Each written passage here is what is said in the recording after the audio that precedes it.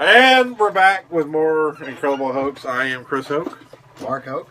And we're coming to you from the Man Cave, which is sort of Hobbiton, the Hobbit hole right now, because we are still talking about the Hobbit. Battle of Five Armies. Hobbit 3, I'm going to call it. Hobbit 3. All right. Because we really believe, the Incredible Hoax, they should just number the sequels. Just for our ease of mind. Give them these subtitles, just number them. Because at some point I'm going to be watching TV and using the guide, and I'll be confused as to which one I'm going to watch. Yeah. I want to go to the guide. Thank you for the Resident Evil movie franchise. Y'all read that for everybody. All right.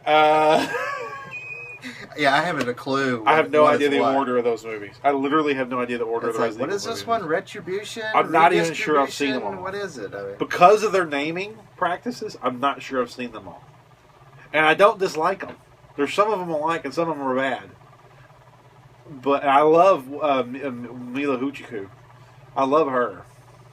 Jovovich or whatever her name is. I love her. I can't say her name, but I'm a fan of her. I like her a lot. I really do. She actually has one of the most beautiful smiles in all of Hollywood. Yeah. But she always plays like these, I think she's sexy. Action stars and all that. It's like, honey, you need to smile more because, my God, she has a beautiful smile. I think she's sexy as hell. I just like her. I really do like her. But it's just... Hey, we've gone on a tangent. We're only a minute in. Yeah. See, I don't think we ever really capture the true tangentness. Because in between shows, we'll talk about 5 subjects, and then we'll get to the deal. Yeah, just in the last 5 minutes, we've covered everything from Cormac McCarthy War and Peace to, We literally talked about Cormac McCarthy, and before that was... dumb college kids. Pretty much. Pretty much. All right, so The Hobbit. All right. If I am wrong, I'm willing to be wrong right here on camera. But I feel there is a major plot hole in Hobbit The Battle of Five Armies. So you being well more versed in the Hobbit lore, I'm going to ask you here on camera. Oh, crap. Here we go. Spoilers alert, by the way. Spoiler alert. I'm assuming you've watched the movie. Yes. If you haven't seen The Battle of the Five Armies, you don't watch any further. Yeah, because we're about to go into major spoiler here. So, in the movie... At the end of the movie, they have a large battle over the gold in the mountain, over the Orcs, the oak stone, the Dwarf stone, whatever it's called, Arkenstone. The Arkenstone, yes. And 5 armies come together and butcher each other. By the way, there's another plot hole in the movie. The Orcs have this worm that blows up an entire mountain and creates a hole, and all these beasts come pouring out of the mountain to attack. Yeah. Why the fuck didn't they just use that big worm to punch a hole into the gold mountain and just swarm in there and take all the gold and kill everybody? That's one plot hole right there. I mean, you have a mountain-destroying worm. It's all over in 2 seconds, and they didn't use it. Yeah. But I digress. That's one major plot hole right there. But the main plot hole I'm trying to figure out here on camera, putting my reputation at stake, to be wrong on camera, is this: they have the battle for the army, for the gold and for the stone and all this other stuff. And at the end of the movie, these certain key characters die. And then after their deaths, Gandalf just escorts Bilbo the Hobbit home, and then the movie's over.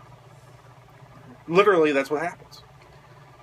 There's not one scene ever in the movie that shows who won the battle, shows who got the Arkenstone, shows who got the gold, shows what happens to the gold, doesn't show any of that, doesn't conclude any of that at all. There's no verifiable on-camera scene that shows what happens to who won the battle and what happens to all the stuff.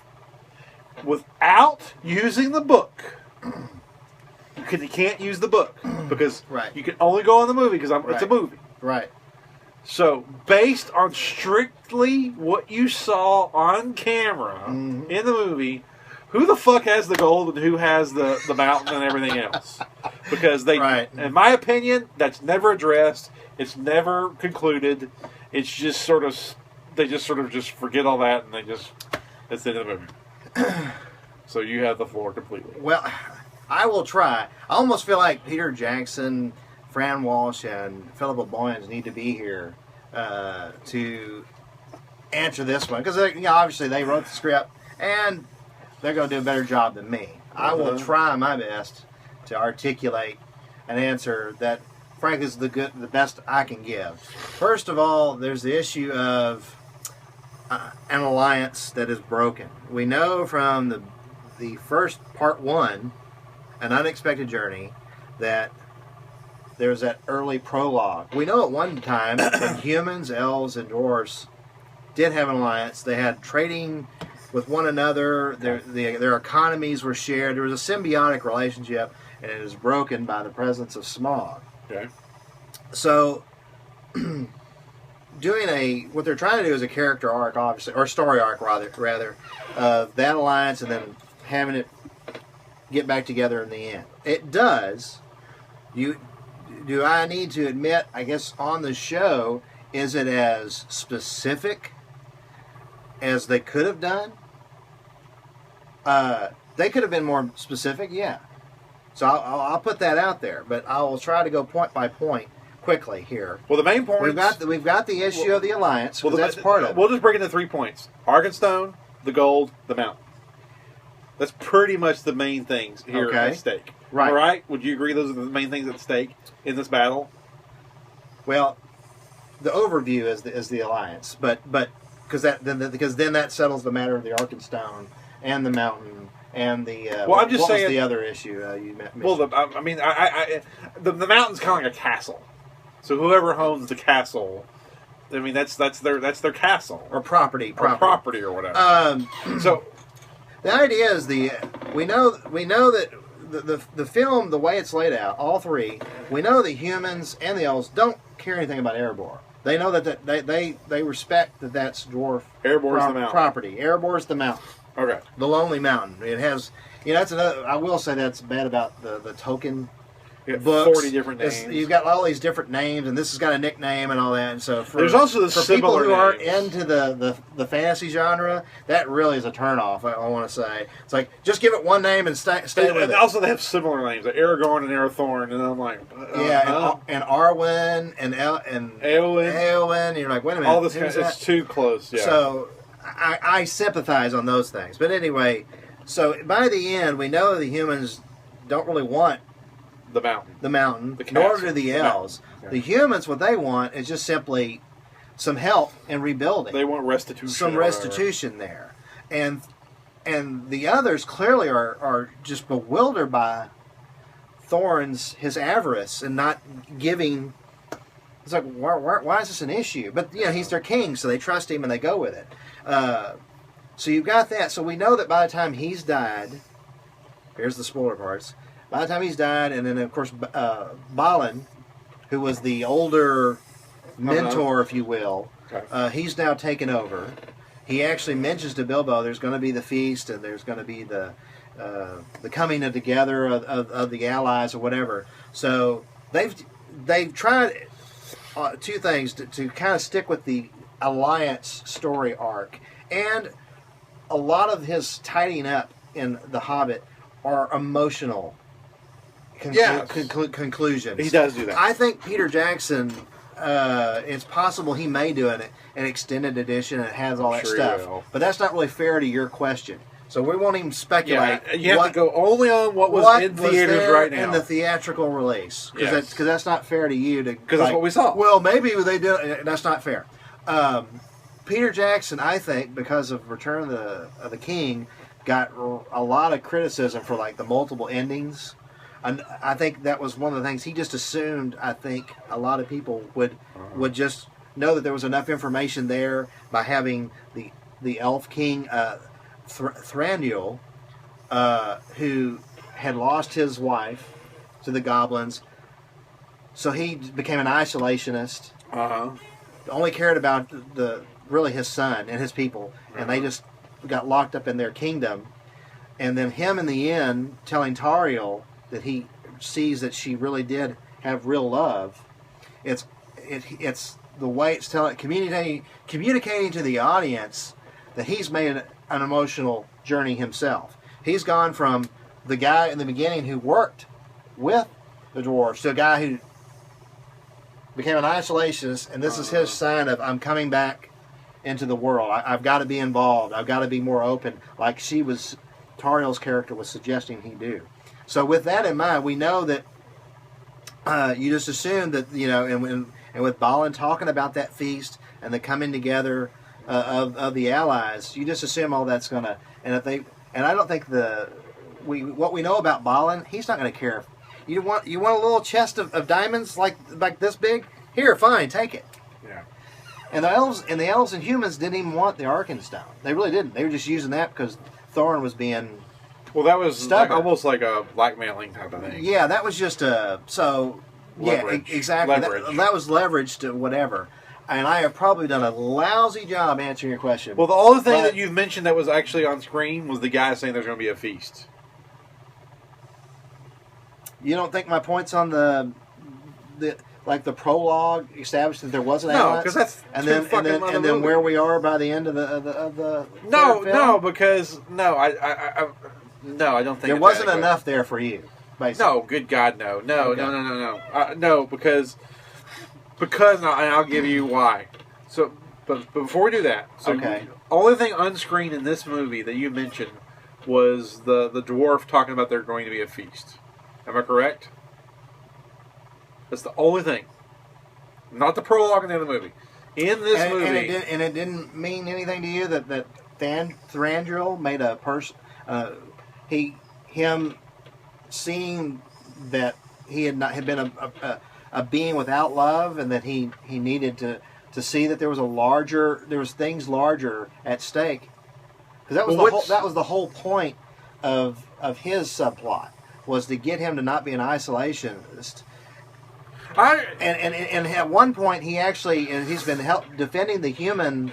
Is there a scene where somebody hands him some fucking diamonds? No. That's the no.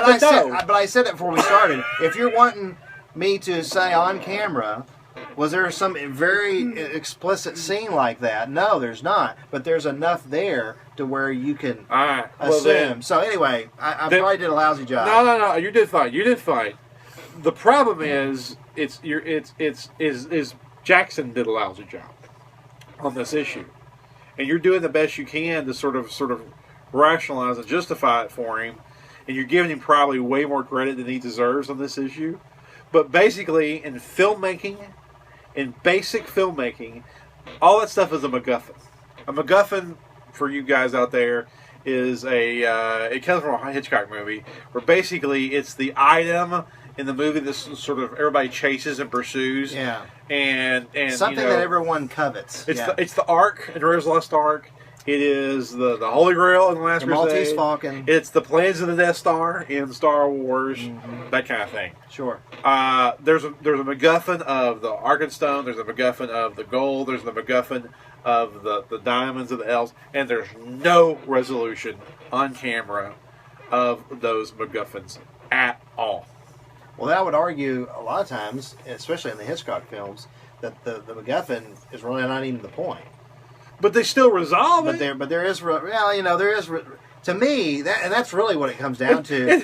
That movie, frantic. Did I think there was enough resolve in Battle of the Five Armies for me, and emotionally, I thought there was enough there, but clearly you don't. That's really where the argument, where we are on this debate. I don't. I think basic filmmaking. I sympathize with what you're saying, but for me, there was enough there. That's really what it comes down to. I think from a filmmaking 101 point of view, there simply is not enough there, period. I can name you a laundry list after laundry list of movies that resolved their MacGuffin on camera, and this one didn't. And to me, it come off like a big plot hole. And I'm like, so who has the stuff that we fought? It's called the Battle of the Five Armies. Well, why do they have a battle? Because of all this stuff. Well, what happens to the stuff? They never show it. So the whole premise of this 2.5 hour movie is never shown on camera resolved. It just isn't.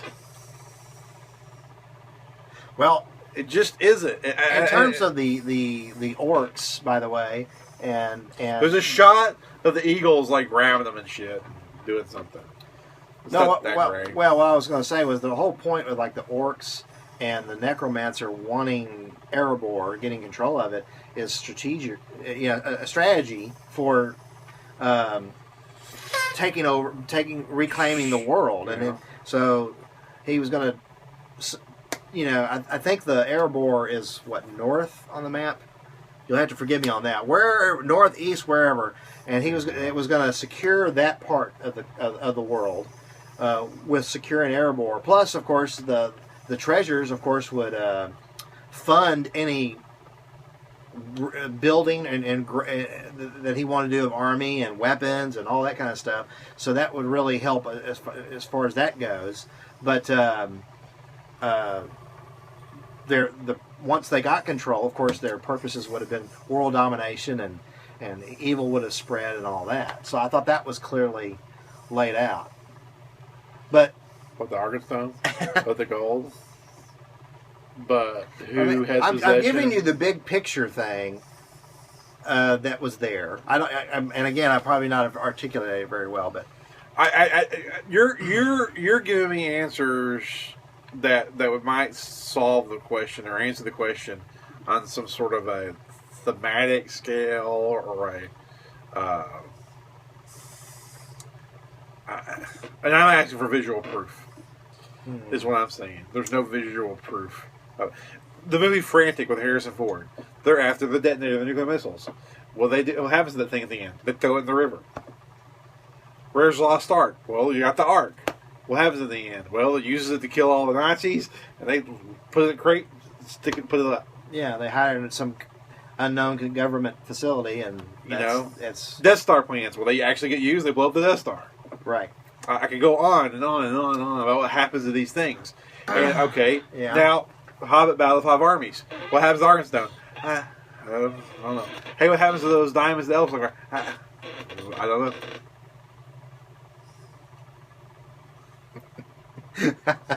I'll let you have the last word. Well, I think there's enough for me that you're supposed to assume that the alliance is restored, and that the Dwarves clearly had intended for Thorin to keep his word, that the promise he made to the humans there in Lake Town to give them a share of the gold, and especially since my God, it was their actions that led to the Lake Town being utterly destroyed, and many of them killed because of smog. So they certainly feel guilty over that, and of course, then they got involved in the Five Army battle. So, and then the elves too. So, knowing the character of these people, I think there was enough for me to say that we know they're going to make restitution with there, and we know that Thranduil, the Elf King, having a change of heart, he's going to break bread and make peace with Balin, and so I think it ends well. There's enough for me, but I understand that there wasn't. I conceded that if you wanted a ton of visual showing all that, it's more implied and assumed.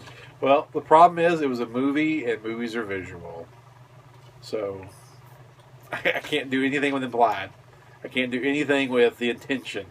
It's a visual medium, and they didn't show it.